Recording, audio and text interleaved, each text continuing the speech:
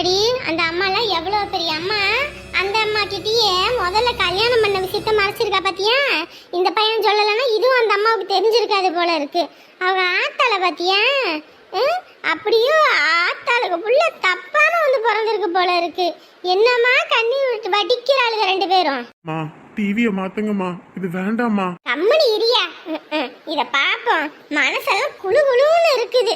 இத அப்படியே ரெக்கார்டு பண்ணி வச்சு நினைக்கும் போதெல்லாம் எடுத்து பார்க்கணும்னு தோணுது. எப்படியோ எந்த சாமி புண்ணியமோ இது உன்னைய விட்டுட்டு போனுச்சு. இல்லைன்னு வையே உன்னைய பிடிச்சி ஒரு ஆட்டி இருக்கும். உன்னைய விட்டு போனதே பரவாயில்லன்னு நீ நினைச்சு சந்தோஷப்படு. ஏமா முதல்ல கல்யாணம் விஷயத்த நீங்க சொன்னீங்களா? மாப்பிள்ளன்னு மட்டும் தானே சொன்னீங்க. இதுக்கு முன்னாடி உங்களுக்கு கல்யாணம் ஆயிருக்கு, சொல்லாம மறைச்சிருக்கீங்க.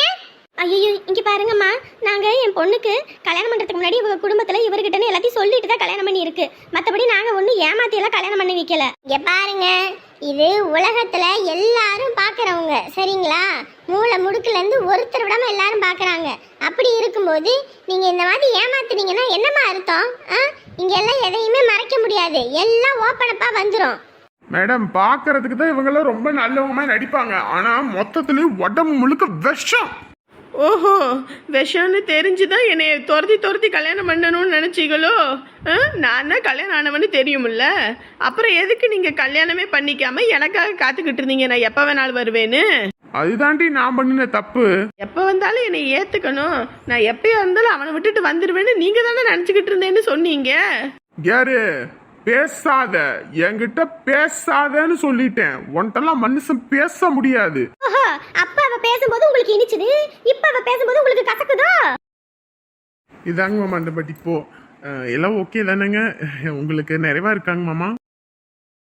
எனக்கு மனசுக்கு ரொம்ப நிறைவா இருக்கு மாப்பிள்ள, எந்த குறையும் சொல்ல முடியாது. நான் கூட நீங்க இந்த மாதிரி ஒரு தொழில் ஆரம்பிக்க போறீங்களோ எப்படி இருக்குமோ என்னவோன்னு நான் பயந்துகிட்டே இருந்தேன். அதுவும் இல்லாம சம்பந்தினா சொல்லி வருத்தப்பட்டாரு. இவனுக்கும் எனக்கும் இந்த தொழிலை பத்தி சுத்தமா ஒரு ஐடியாவும் கிடையாது. யாரோ ஒருத்தர் சொன்னாங்கன்ற காரணத்துக்காக இந்த தொழில் எடுத்து நான் பண்றேன்றான். நீ தொழிலை பண்ணு, ஆனா வேற தொழில தெரியாத தொழில் எடுத்து பண்றதுக்கு நம்ம தொழிலே எடுத்து பண்ணுன்றேன். இந்த பையன் தான் கேட்க மாட்டேங்கிறான்னு வருத்தப்பட்டாரு. ஆனா நாங்க நினைச்சதுக்கு எதிர்மாறா நல்லபடியா பண்ணியிருக்கீங்க. வண்டியும் நல்ல கண்டிஷன்ல. ஆமா, எடுத்தோனையும் நான் பாட்டுக்கு கிடைச்ச வண்டியெல்லாம் எடுத்து வாங்கி போட்டுருவோம், எம்பிட்டு வேணாலும் பரவாயில்ல அப்படின்னு தான் நினைச்சேன். அதுக்கப்புறம் மஞ்சுளா தான் இருந்துட்டு சொன்னா, ஏங்க ஒரு வண்டியை எடுத்துட்டோம்னா அதுல ஏகப்பட்ட ப்ராப்ளம் இருக்கு, எப்சி எப்படி இருக்கு, இதுக்கு முன்னாடி அதுல அடிபட்டிருக்கா, என்ன ஏதுன்னு ஃபுல் அண்ட் ஃபுல் எல்லா டீட்டெயில்ஸும் நமக்கு தெரியணும். நீங்க பாட்டுக்கு எதுவுமே தெரியாம வாங்கிட்டீங்கன்னா அது நமக்கு பிரச்சனை அப்படின்னு சொல்லி நிறைய சொன்னா. அதுக்கப்புறம் தான் ஒவ்வொரு வண்டிக்கும் அலையறதுக்கே எனக்கு இத்தனை மாசம் ஆகி போச்சு. ப்ராப்பரா இப்போ எல்லாமே முடிஞ்சிருச்சு. அடுத்து நல்ல நாள் பார்த்து கடை ஓப்பனிங் தான். என்னங்க, உங்க ஃப்ரெண்ட் யாரும் வாசு ஃபோன் பண்ணிருக்காங்க, உங்ககிட்ட பேசணுமா? வாசு? என்னோட கிளாஸ்மேட்டு தான். குடு. ஹலோ வாசு, எப்படிடா மச்சான் இருக்க? நான் நல்லா இருக்கேன்டா. உன் வீட்டுல என்னடா பிரச்சனை? என் வீட்டுல என்ன பிரச்சனையா? என் வீட்டுல எந்த பிரச்சனையும் இல்லையேடா. ஏய் பொய் சொல்லாதடா, நமக்குள்ள என்னடா ஒளிவு மறைவு? ஏய் உன்கிட்ட நான் என்னடா பொய் சொல்ல போறேன்? நான் தான் ஒரு பிசினஸ் ஸ்டார்ட் பண்ண போறேன்னு சொன்னல, அதுக்கான ஒர்க்கு அங்க இங்க நாளையிடம் வைக்கிறேன். மத்தபடி வீட்டுல எல்லாம் எந்த பிரச்சனையும் இல்லையே. பாத்தியா, இத்தனை வருஷம் நம்ம எல்லாம் ஒன்னா வளர்ந்துருக்கோம், என்கிட்டே மறைக்கிற பாத்தியா? ஏய் பைத்தியக்கார மாதிரி பண்ணாதடா. நான் இங்க ஆபீஸ்க்கு வந்திருக்கேன், என்ன உனக்கு பிரச்சனை? இப்ப எனக்கு எந்த பிரச்சனையும் இல்லடா, உன் வீட்டுல தான் பிரச்சனை. உங்க அம்மாவும் உன் தங்கச்சியும் தான் டிவியில வந்துகிட்டு இருக்காங்களே. டிவியில வராங்களா? டேய் சும்மா லூசு மாதிரி வளராத. எதுக்குடா வளர்றேன்? சொல்வதெல்லாம் மெயில உங்க அம்மாவும் உன் தங்கச்சியும் வந்திருக்காங்க. ஏதோ இப்ப கட்டின மாப்பிள்ள உன் தங்கச்சியை ஏத்துக்கலையாம்ல, ரொம்ப டார்ச்சர் பண்ணி இருக்காரம்மா, வரதட்சணை கொடுமையாம்ல. அதனால அந்த பொண்ணு வந்து பேசிட்டு இருக்கு. எனக்கே ரொம்ப கஷ்டமாயிடுச்சுடா, அதான் உடனே உனக்கு ஃபோன் பண்ணேன். டேய் நீ வேற யாரையோ பார்த்துட்டு நீ எங்க வீடு நினைச்சிட்டு இருக்க? டேய் சின்ன வயசுல காலேஜ் படிக்கும் போது எத்தனை தடவை நான் உன் வீட்டுக்கு வந்திருக்கேன் சொல்லு பாப்போம். உங்க அம்மாவை தெரியாதா இல்ல உன் தங்கச்சி அமுதாவை தான் தெரியாதா? ஏய் விளையாடாதடா மச்சி, உனக்கு வீடியோ அனுப்பியிருக்கேன், நீ ஏன் ஓப்பனா பாரு. சும்மா நான் பொய் சொல்லாத, வைக்கிறேன். பைத்தியக்காரன் அவன் பாட்டுக்கு யாரையோ பார்த்துட்டு எங்க அம்மா என் தங்கச்சி. என்னது இவங்க ரெண்டு பேரும் அங்க போய் என்ன பண்ணிட்டு இருக்காங்க? இங்க அசிங்கப்படுத்தினது போதாதுன்னா அங்க வேற பொய்யா? என்னங்க என்ன ஆச்சு? அம்மாவும் தங்கச்சியும் அவளை தங்கச்சின்னு சொல்றதுக்கே அருவருப்பா இருக்கு. போய் சொல்வதன் உண்மை நிகழ்ச்சியில போய் உட்காந்துருக்காங்க 2 பேரும். இருக்குங்க அங்க போனாங்க. நியாயம் கேட்டு போல இருக்கு. என்ன மாப்பிள்ள இப்படி டிவியில எல்லாம்? ஐயோ தான் மாமா, இந்த பிரச்சனை தான் மாமா எனக்கு பெரும் பிரச்சனையா இருக்கு. சும்மா இருக்கா சங்க ஊதிக்கு எடுத்த நாண்டின்ற கதையா? கம்முன்னு வாழ்க்கையை வாழ்றதை விட்டுட்டு அவன் வேணாம் இவன் வேணாம் அவன் சொல்லிட்டு இப்ப பாருங்க பெரும் பிரச்சனையா இருக்கு எனக்கு. ஏமாப்ல இப்ப நீங்களே தொழில் ஆரம்பிக்க போறீங்க, இந்த நேரத்துல இந்த பிரச்சனை, இவங்க தான் உங்க தங்கச்சி அப்படி இப்படின்னா உங்க தொழில் என்ன ஆகுறது? 4 பேர் வந்து எப்படி பஸ்ல ஏறுவாங்க? இது உங்களுக்கு அசிங்கம் இல்லையா? அதான் மாமா என்ன அசிங்கப்படுத்தணும்னே எல்லாம் பண்ணிட்டு இருக்காங்க. எம்மாடி இங்க பாரு, தொழில் விஷயம் வேற விஷயம் கூட இல்ல. முதல்லையாவது சொந்த தொழில் பார்த்துக்கிட்டு இருந்தாரு, அதனால வந்துட்டு பிரச்சனை இல்லை. இப்போ புதுசா மாப்பிள்ள அவங்க அப்பா தொழில் இல்லாம அவரே சொந்த கல்ல நின்று ஒரு இதை பண்ணிட்டு இருக்காரு. அப்படின்னும் போது 4 பேர் என்ன சொல்லுவாங்க? ஒரு மாதிரி பேச மாட்டாங்க, இவங்க ஃபேமிலியா இவங்க ஃபேமிலியான்னு. இதெல்லாம் சரிப்பட்டு வராது. நீங்களா பார்த்து முடிவெடுங்க. முதல்ல இந்த மாதிரி இதெல்லாம் என்னைய இழுத்து விட்டுறாதீங்க எதுலயும், சரிங்களா? நம்ம ஊர்ல நமக்குன்னு பேரு புகழ்னு ஒரு கௌரவம் இருக்குது. ஏதோ அந்த பொண்ணுக்கு ஒரு கஷ்டம் அப்படின்னு சொன்னீங்க, இப்ப பார்த்தா இப்படி. ஐயோ சாமி, நான் இது சொந்தக்காரன் எதுவும் சொல்லி வச்சிடாதீங்க. அப்புறம் 4 இடத்துல நான் போய் தலையை காட்ட முடியாது, 4 பஞ்சாயத்துக்கு போக முடியாது. உங்க சம்மந்தி வீட்டுல அப்படியான்னு சொல்லிட்டு 4 பேர் என்னைய கேட்பாங்க. மாமா மாமா நீங்க கோவப்படாதீங்க. இல்லைங்க மாப்பிள்ள, நீங்க தயவு செஞ்சு யார்ட்டையும் சொல்லாதீங்க, எனக்கு இது அசிங்கம். அப்பா அப்பா போகாதீங்கப்பா, ஒரு விஷயம் புரிஞ்சுக்கோங்கப்பா. மாட்டை கடிச்சு கடைசியில என் மான மரியாதையே வாங்கிட்டு இருக்கீங்களா 2 பேரும்? உங்களை அமுதா போனவ அப்படியே போய் தொலைறத விட்டுவிட்டு மறுபடியும் வீட்டுக்கு வந்து ஆணவத்தில் ஆடி இப்ப எங்க நான் மான மரியாதையே சேர்த்து வாங்கிட்டு இருக்கியா? இனிமே பாரடி உன என் வீட்டுக்குள்ளேயே சேர்க்காம அப்பயே துரத்தி விட்டுருந்தா இந்த பிரச்சனையே இல்லை. வீட்டுக்குள்ள சேர்க்கணும்னு இதுங்க 2 பண்ணினது இப்ப ஊரே பாரு நாடே பாருன்னு சிரின்னு கை குட்டி சிரிக்க வச்சுட்டாங்க. முழுசா ஒரு வீடியோ பார்க்கலாமா? 1008 விளம்பரம் வந்துருதப்பா.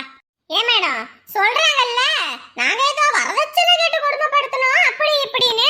இவங்க எங்க வீட்டுக்கு வந்து எந்த வேலை செஞ்சா இந்த புள்ள அப்படி நாங்க என்ன கொடுமைப்படுத்தணும்னு கேளுங்க. எங்க அதுதான் வீட்டுக்கு வந்து 3 நாள்லயே என் புள்ளைய கொடுமைப்படுத்தி அனுப்புனீங்கல்ல.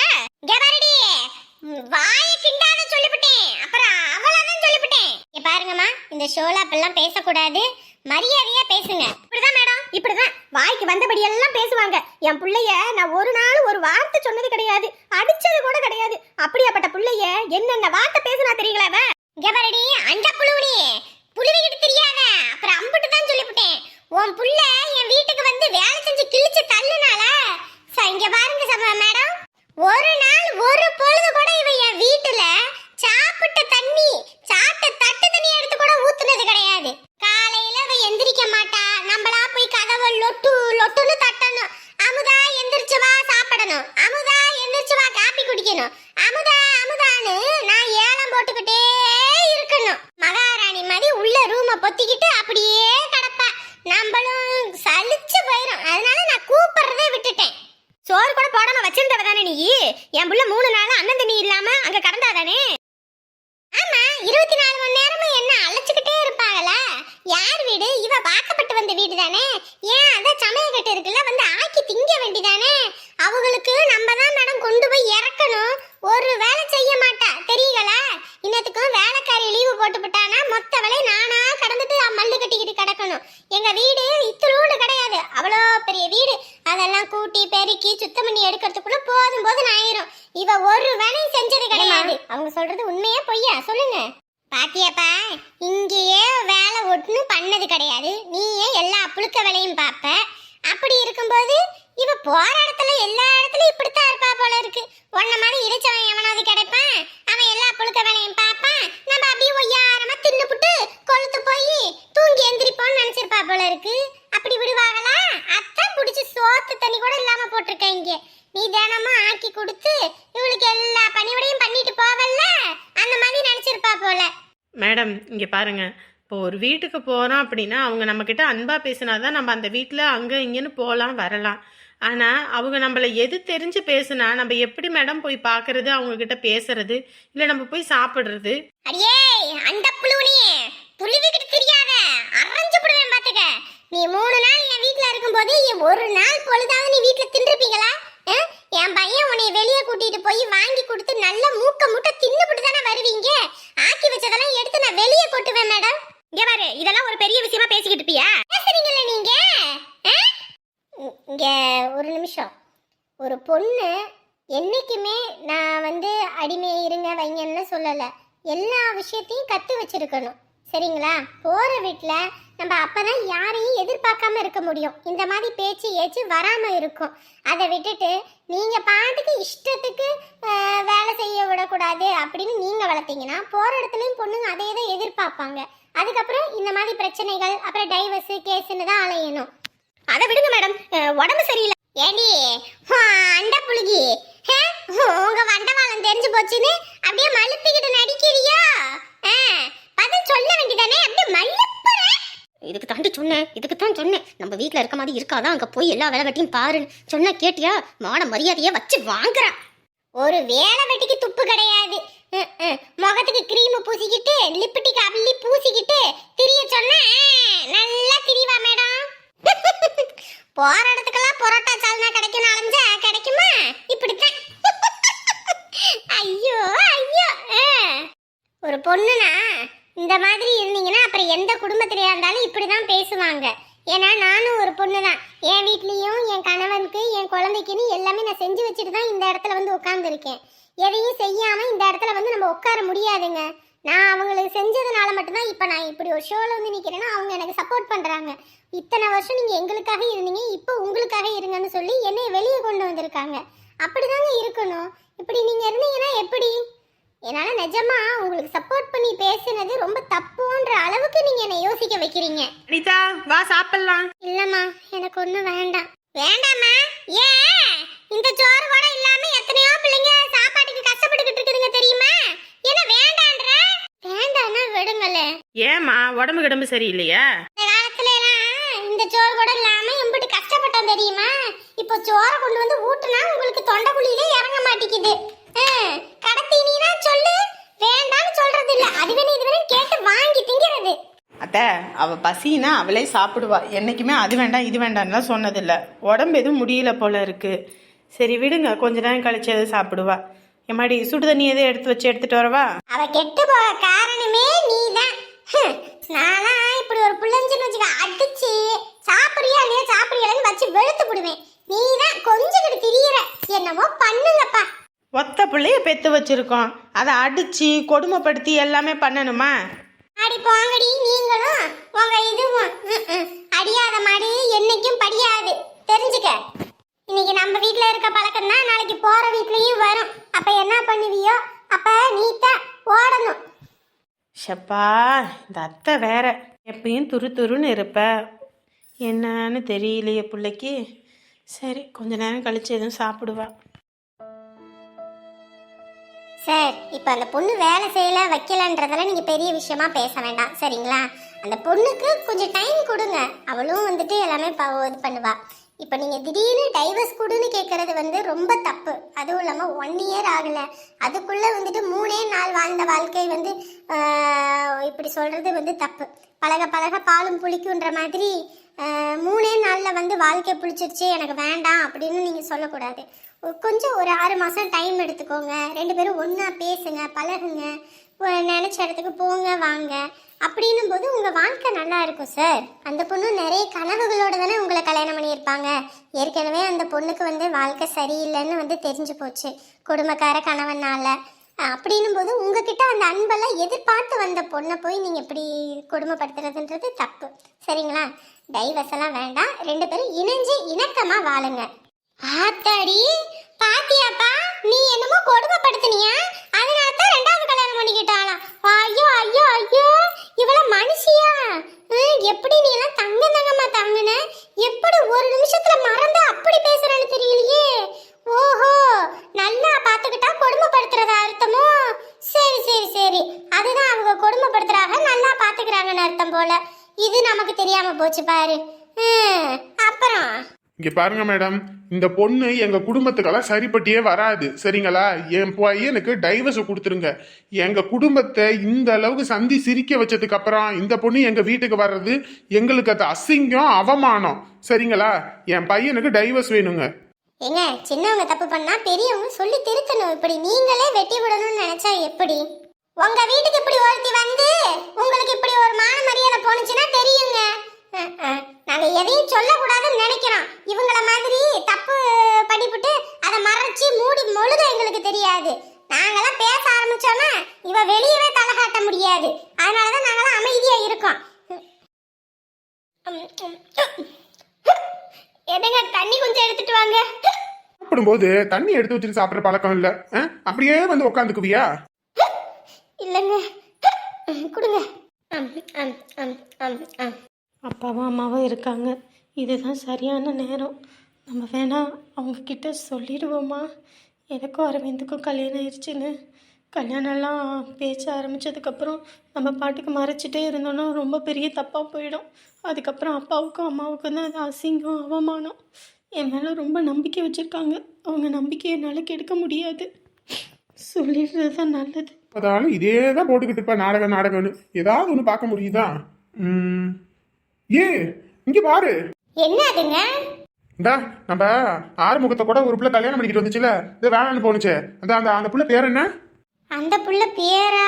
அது என்னமோ ஆர்த்தியா? இல்ல இல்ல, ஐயோ என்னமோ பேர் தானே. அமுதா, அந்த பிள்ளை தான். இங்க பாரு, டிவியில வருது. டிவிலையா? அந்த பிள்ளைக்கு என்ன வேலை டிவியில? ஐயோ, முக்கியமான விஷயத்த 2 பேத்துக்கிட்டே சொல்லலான்னு பார்த்தா இந்த நேரம்னு பார்த்து என்னத்தையோ பற்றி பேசிக்கிட்டு இருக்காங்களே. மேடம், என்னால் இவரை விட்டுட்டு இருக்க முடியாது. நான் இவருக்கு டைவர்ஸை தரவே மாட்டேன். எங்கே போனாலும் சரி, நான் இவரை விடவே மாட்டேன். ஹே, நீ என்ன எனக்கு டைவர்ஸ் தரமாட்டேன்ற? நான் உனக்கு டைவர்ஸ் தரேன், அவ்வளவுதான். ஏன் சார், நீங்க வெளி இடத்துக்கே போனாலும் நீங்க டைவர்ஸ்ன்றீங்க அப்படின் போது அதுக்கான சாலிடான ரீசன் கேட்பாங்க. என்ன ரீசன்னு சொல்லுங்க, அதுக்கப்புறம் அந்த பொண்ணுக்கு நீங்க டைவர்ஸ் தரீங்களா என்னன்னு பாப்போம். இங்க பாருங்க, அது எங்களுக்கு அசிங்கம். ஏங்க, வரதட்சணை கேட்கும்போது உங்களுக்கு அசிங்கமா இல்ல? வரதட்சணை இப்ப கிடைக்கலன்னு உங்களுக்கு அது அசிங்கமா இருக்கா?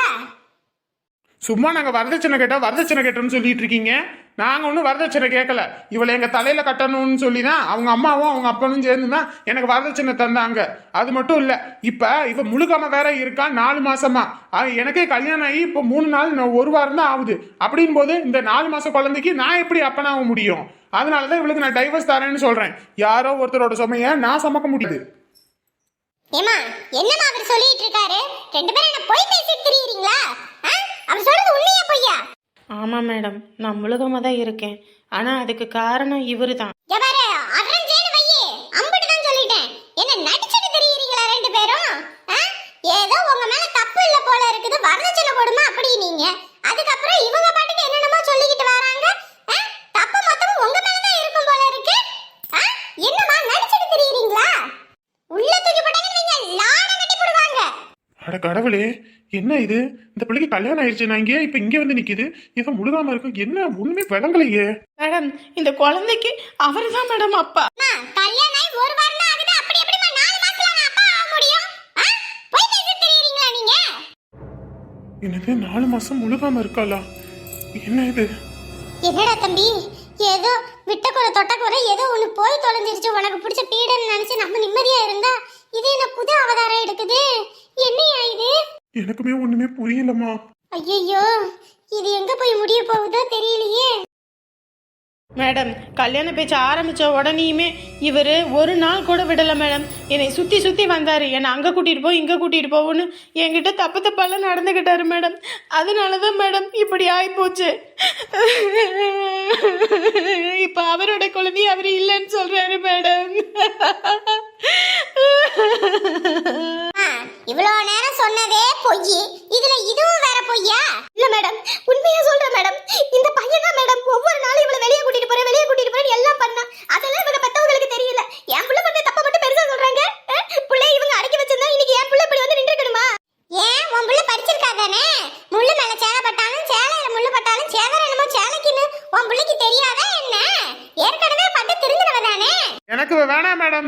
இவ இவ்வளோ போய் பேசுறான்னு உங்களுக்கே தெரியுது, உங்களுக்கே இவ்வளோ ஆத்திரம் வருது. அப்படின்னும் போது இவ கூட காலம் முழுக்க என்னால வர முடியாது. எனக்கு டைவர்ஸ் வாங்கி கொடுங்க மேடம். முடியாது, நான் தரவே மாட்டேன். டைவர்ஸ் மட்டும் தரவே மாட்டேன். இந்த குழந்தைக்கு அப்பா நீங்க தான். இங்க பாருங்க, முதல்ல பொறுமையா இருங்க. இவ்வளோ பிரச்சனை நடந்துட்டு இருக்கு. இந்த பிரச்சனைக்கு ஒரு முழு தீர்வு பிறக்க போகிற குழந்தை யாரோடதுன்னு தெரிஞ்சாகணும். அந்த குழந்தை யாரோடதுன்னு தெரியணும்னா இந்த குழந்தைக்கு நம்ம டிஎன்ஏ டெஸ்ட் எடுத்தே ஆகணும். இன்னும் இந்த குழந்தை இந்த உலகத்துக்கே வரலன்னும் போது நம்ம எடுக்கிறதுன்றது ரொம்ப கஷ்டமான ஒரு சூழ்நிலை தான். ஸோ இவங்க இப்பயே 4 மாதம் ஆயிடுச்சுன்னு சொல்கிறாங்க. ஸோ இனி ஒரு 6 மாதம்தான். ஸோ அது வரைக்கும் நம்ம வெயிட் பண்ணுவோம். இதுக்கான தீர்வு என்னன்னு நம்ம மருத்துவர்கிட்ட கலந்து ஆலோசனை செஞ்சு இதுக்கான முடிவை சொல்லுவோம். இந்த குழந்தைக்கு அப்பா இந்த இங்க நிக்கிறானே இவன் தான் மேடம். இந்த ஏமாத்துக்காரன் தான் மேடம். என் புள்ள வாழ்க்கை அழிச்சபடி இப்படி நடிக்கிறான் மேடம். ஏம்மா, உங்க மேல நான் கோபத்துல இருக்கேன், கம்முனு இருங்க. ஒரு பொண்ணு ஒரு மாப்பிள்ளை இப்படி வராங்க போறாங்க அப்படின்னா இந்த மாதிரி கல்யாணத்துக்கு முன்னாடி பேசுறது வைக்கிறதுன்றது போனோட இருக்கணும். இப்படி நீங்க பாருங்க அங்க இங்கன்னு அனுப்பிட்டு அவங்களுக்கு ஃப்ரீடம் கொடுத்துட்டு பின்னாடி நீங்க கண்ணை கசக்கிட்டு இங்க வந்து நிக்கிறதுனால எந்த பிரயோஜனமும் கிடையாது. முழுக்க முழுக்க தப்பு உங்க மேலதான் இருக்கு. நீங்க பண்ற தப்புக்கு உலகத்துக்கே வராத குழந்தை மேல தப்பு சொன்னா அந்த குழந்தை என்ன பண்ணும்? இந்த குழந்தை யாருதுன்னு தெரியாம அவங்களும் டைவர்ஸ் தர மாட்டாங்க. இது டைவர்ஸும் நடக்காது. ஸோ இதற்கான முடிவு நம்ம மருத்துவர்கிட்ட கலந்து பேசுறதுல தான் இருக்கு. ஸோ இந்த ஷோவை இதோட முடிக்கிறோம். நாளை மற்றொரு உண்மை சம்பவத்தில் உங்களை சந்திக்கிறோம்.